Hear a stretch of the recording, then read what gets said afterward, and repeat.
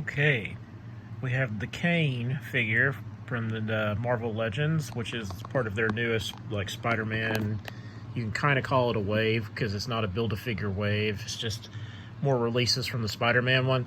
Now, they had this one on the card backing that had, like, the 90s Spider-Man cartoon logo, so this is supposed to be more in that style, even though technically I don't think he ever actually appeared on the Spider-Man cartoon.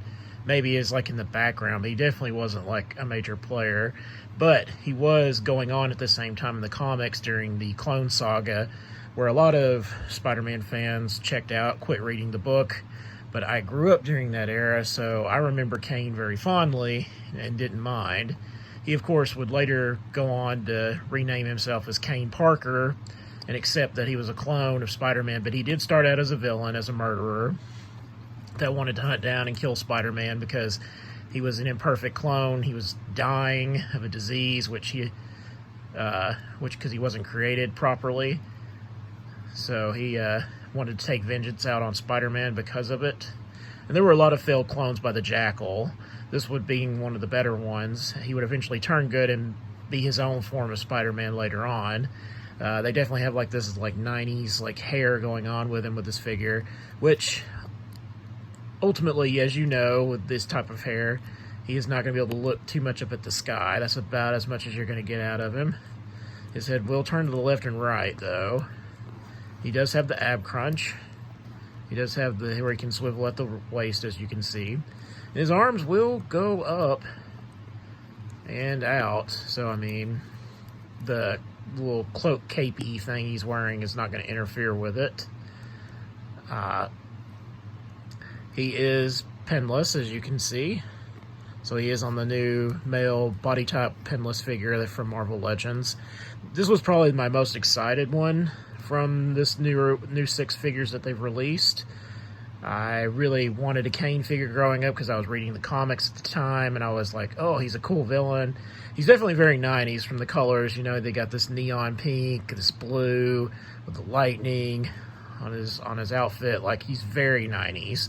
So he's very dated in that regard, but I wanted him for my collection and I always wanted a Kaine figure. So finally, I got one. So, and I'm not the least bit disappointed. They did a great job on this guy. You know, I was worried that this might limit it, but really it's just his hair. He doesn't come with any alternate heads or anything. The only accessories he comes with is just these open, like, grabby hands. So that's about all for the Kaine figure when he was evil. But as you can see, he is very 90s. So that may, for some of you, turn you off and not want this figure. Especially if you weren't a fan of the Clone Saga and you checked out well before the conclusion of this thing. You're probably not going to want this figure. But if you are, and you grew up in the 90s, and you enjoyed the Clone Saga, I totally recommend this figure. It's very well made.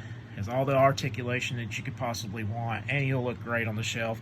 And they kind of gave him more of like the 90s cartoon as if he had actually appeared on there, which I think is really neat. And who knows, maybe Disney Plus will revive the Spider-Man animated series like they did X-Men. So, you know, fingers crossed on that one.